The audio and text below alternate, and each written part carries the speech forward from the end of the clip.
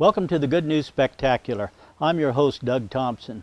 Each week, Good News Spectacular looks at another step in the journey called life, from birth to death and thereafter.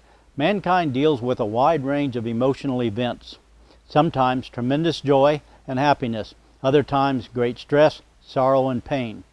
Good or bad, all of the events help shape our character for the next high or the next low in the journey of life. Today, our guests will be Marvin and Joyce Long, and the topic will be how parents handle the loss of a child. Certainly all of us anticipate our parents will likely precede us in death, but as parents of kids, we do not expect to survive our children. Marvin and Joyce Long of Cherryville, Kansas, not only lost a child, but both of their children, a grandson, and their great-grandchildren. When we return, we're going to hear their story and see how they cope with the tremendous losses in the journey we call life. Stay tuned for their compelling story.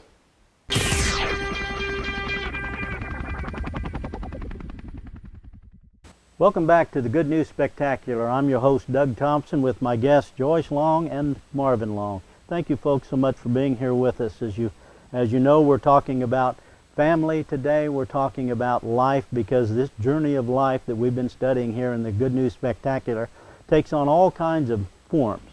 And Joyce, it's so good to see you again, because you and Marvin were here earlier when you and I shot a show for Frank Bellamy, and it was on Hey, Whatever Happened to Frank Bellamy.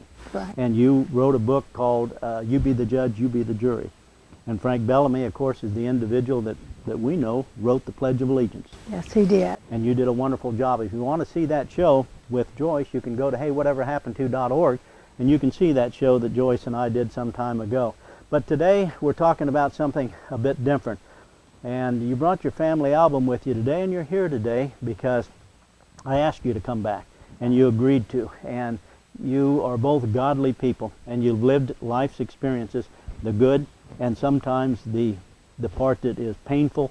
And in your case, we're going to be talking about a little bit about Marvin's illness that he had, how you coped with it, Marvin, and we're going to be talking about your family.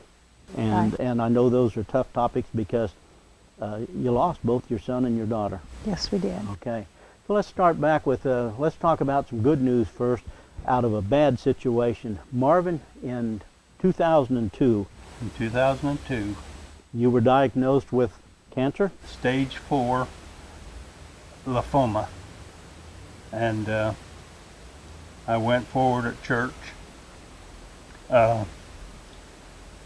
They anointed me, they prayed with me, and then I went to MD Anderson in Houston, Texas, and they treated me with chemotherapy and radiation. And 2012, they said, don't come back. You're cured. Cured. And so when this event happened to you, you and Marvin have been married now for 61 years? 61 years. 61 years, and on the screen the folks are looking at the picture that you provided out of the family album with Marvin when he was in the Navy. He was in boot camp, maybe just finished boot camp. Was that in 1951? 51. And then on the opposite side of that is, of course, Joyce, and as your bride. You guys didn't quite elope, but pretty close to it. Yes.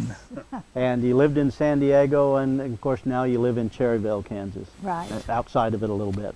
Right. Yeah. Beautiful area, home of Vivian Vance, Frank Bellamy, and Marvin and Joyce Long, Yes. and some other people. But so you got diagnosed with stage 4 cancer. Very, very serious. Very few people even survived that. Would that be right, Marvin? That's right. And the first thing that you did, of course, you had the diagnosis, but you went to your extended family, your church family, Right. and they did a healing service for you. Before. Brought you forward, laid hands on you, put oil on you, and then you went for the treatment program in Houston. But as you and I stand here talking today, you are cured. I'm cured. What do you give that power to that could cure you? Jesus Christ. Yeah. Now, and certainly that's a good story, but you've had some tough stories because you had 2 kids, and I'm looking at right now, this is Diane and John, Yes. your daughter and your son. And these are baby pictures just like Many of the people who are watching this show right now, they've got little ones, and they've got baby pictures of their little ones, and they have dreams and things for those. You guys had dreams for Diane and John? They were born in Navy Hospital in San Diego, Okay. which is next to the zoo. Oh, San Diego Zoo, world famous. World Balboa. famous. Yeah, yeah.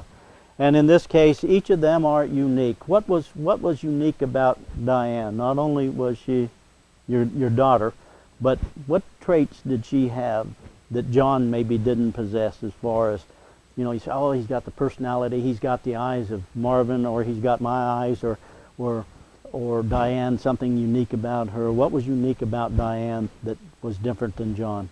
Diane could sing. Sing? Now, where she got the ability, we don't know. And she went to Anaheim High School in California, and she got to go to Disneyland. And they did the Christmas story, and Cesar Romero read the Christmas story, and she got to sing. She was on part of the show? Yes. Really? And then she sang at Disney World? Uh-huh. And that was on television? Yes. Disneyland Disneyland. in California. Oh, wow. Wow. Did she sing in church? She sang in church. And- She loved the Lord. And after she became an adult, did she continue the singing? Only in church. Really? She never followed through much else. And John? What was unique about John's skills that the good Lord gave him? Because as we all know, the Lord gives skills to each of us. How we use them, how we hone them, it depends. But John didn't sing. John didn't sing. John was kind of a mechanic. He just liked to do things with his hands. I can remember one day looking out the window. He just loved animals, and there were some kittens out there, and he just stooped down and was petting the kittens just out on his own. We're going to take a break. When we come back, we're going to finish up and see what else was unique about John. You're watching the Good News Spectacular. We'll be right back.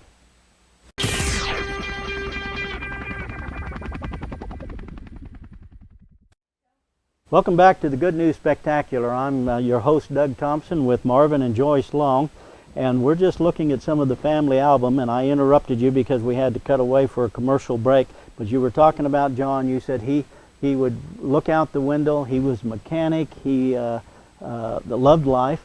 Loved life, loved animals, and just enjoyed doing everything that he could. He was a great water skier, loved boating, camping, and was a Christian. He got to portray Jesus on the cross at an Easter pageant At for our your local church? At a local church. These kids grew up in church, Yes, they did. and as they got to be parents, you know, as all of us being parents, we're not set up to lose our kids. No, we're Never are. And thank God I never have yet, but I've had friends who have, and got friends now who have suffered that loss. And what you try to do, of course, is to lead those kids in the direction that you want them to go. And you did that for both John and Diane. As I flip over in your family album, I see the adult John and Diane. And the picture of John, where is this taken at? This is our home on Christmas in December, before he died in October. And John died in what year? 2007. And John had cancer? Liver cancer? Liver cancer. Okay. And he was he in Tulsa when he died? Oklahoma City. Oklahoma City. Integra Baptist. Okay. And John left behind a family? Yes. And who is his family? He has his wife Viola, who is our dear daughter, and 2 children, Katie and Crispy. Okay. And then your daughter, Diane. Tell me about her. What happened in her situation? She had come to dinner on Monday evening after working all day. She had lived with us for about 6 weeks, or 6, 2 months, 6 weeks, because the electricity had gone out on her trailer. So she had lived with us, and then we had fixed up a home for her, and she had moved in there, and then she'd come out to dinner. And after dinner, when she went home, she said, "Mom, I love you. Tell Dad I love him." And then she left. And the next morning, Marvin got the call. Had a heart attack. And so her passing was totally unexpected. Right. John, you had some time to kind of prepare for that because you knew of his condition and the deteriorating condition that he was going through. Were you confident in where John was going after his death? Oh, yes, no question. Fortunately, when they took John from Coffeyville Hospital in the ambulance to Integra Baptist in Oklahoma City, our grandson, Jason, got to go with him. And Jason and him talked that whole trip, and Jason was confident that John knew where he was going. Yeah. And John exhibited that same strength that Marvin did when Marvin had stage 4 cancer. John exhibited that too, that he would fight it as hard as he could, but he wasn't afraid of death. He knew where he was going, Right. and that the good Lord would be there for him. Right, Now, Diane's passing was unexpected. right, Very definitely unexpected. You had 2 kids, and one of them's gone, and now Diane, you get the call in the morning, Marvin. That must have just, well, it would shatter anybody. It would. Yeah. It's just unexpected. You just don't know what to do. How do you... She didn't pass away immediately. They brought her to Wichita, and so we came to Wichita. And when you met with the doctor, you knew that it was When going to be Well, fatal. when I, They said there's just really no. If there was any hope, she would probably been a vegetable, and we don't want that. How do parents handle that? You have 2 kids and you lost both of them. Where did you get your strength from to handle it? you thank the good Lord that you had them for as long as you did. That was hard. One time John was real sick, and it is so hard to pray, "Dear Lord Jesus, have your way," because we want it our way. Yeah. It's hard to say, "Have it your way," because we don't know exactly what his plans are. Yeah. We want it our way. I hear that a lot from people who have loved ones that are going through it, whether it's a parent or otherwise. They pray to keep them here, and we did that for my mother. She lived to be 97, and when she died, and it was difficult to pray, "Lord, if it's her time, take her, because she's ready to go." And she used to say multiple times, "I don't know why I have to stay here. I'm ready to go. I've been ready to go to see the Lord for a long, long time." But it's difficult for the family to say, "Go."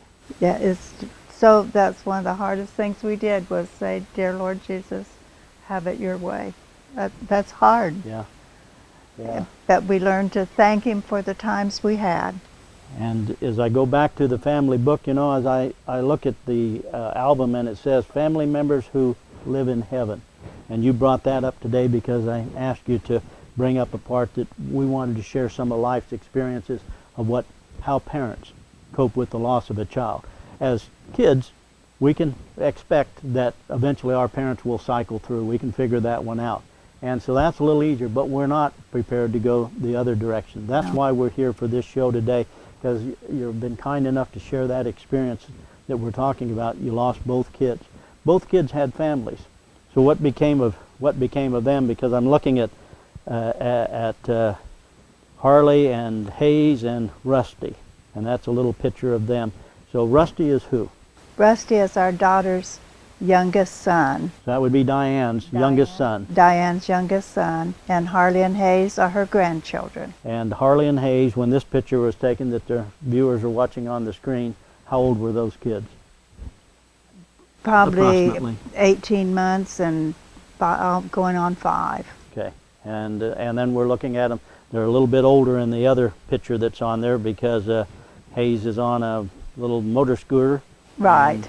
Looks like Harley's in front of the Christmas tree. Yes. When we come back from break, we're going to talk and see what happened to those kids, and we're going to be back. You're watching the Good News Spectacular.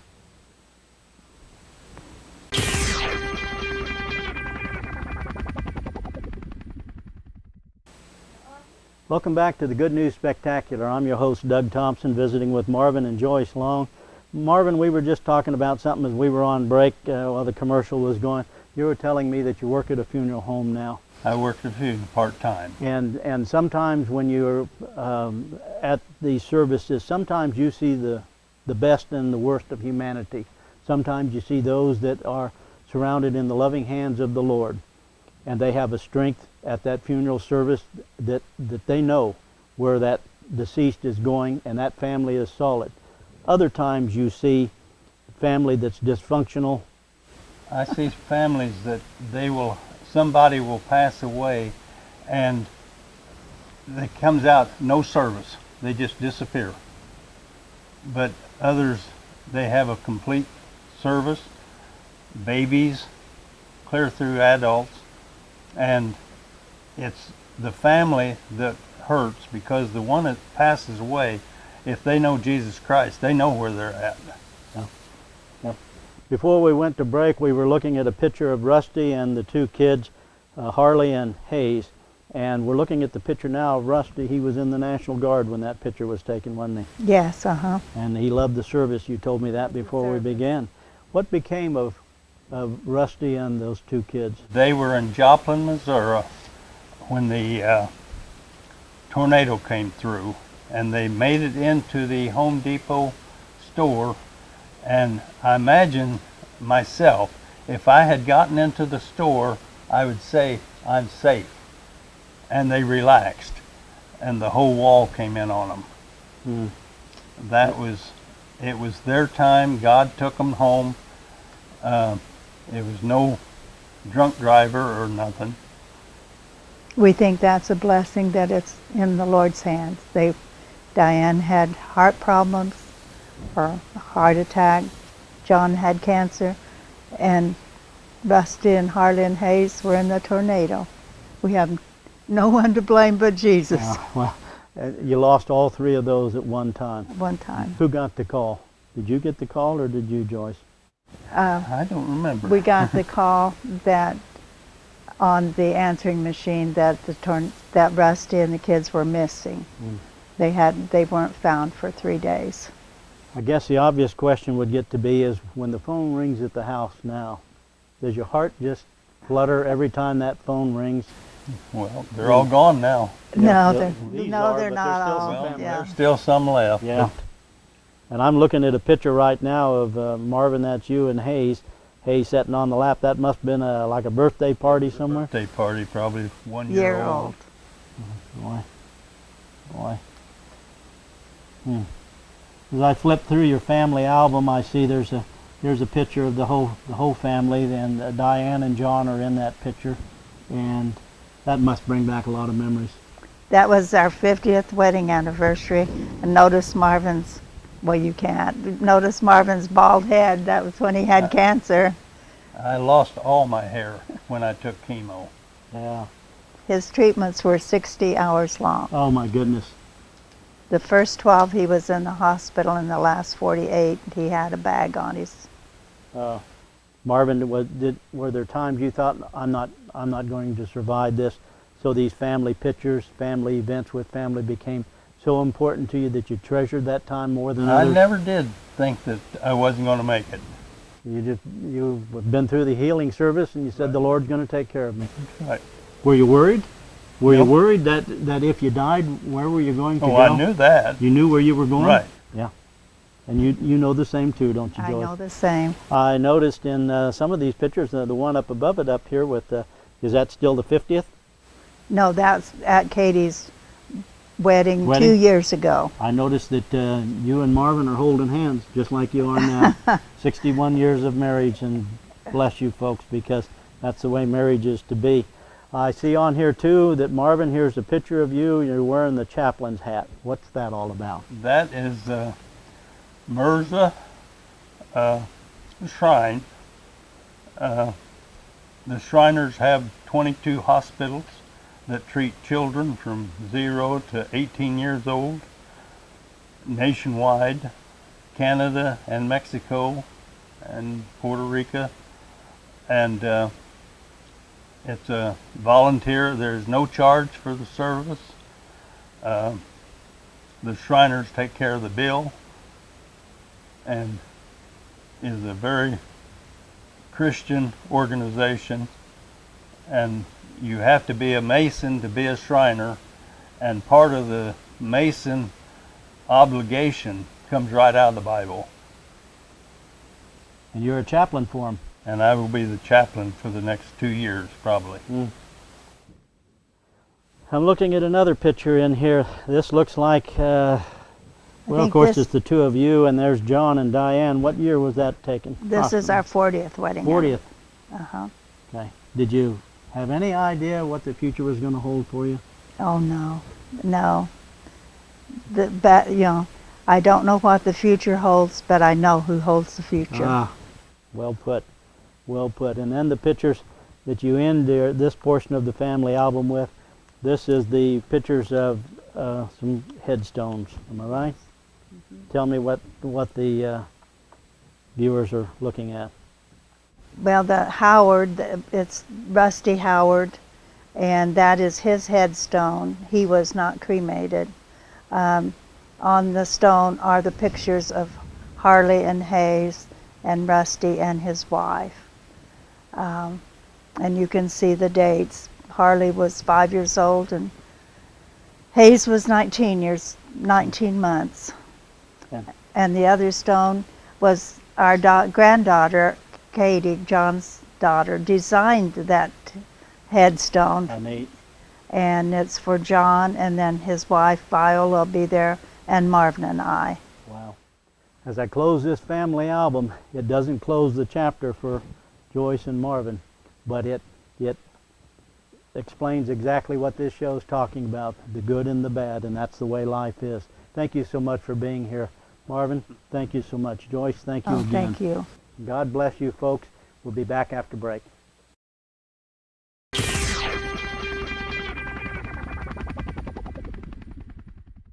Welcome back. I'm Doug Thompson, your co-host. We thank Joyce and Marvin Long for their time spent with us today, and what a compelling story. How tragic the loss of their children, their grandson, and their great-grandchildren.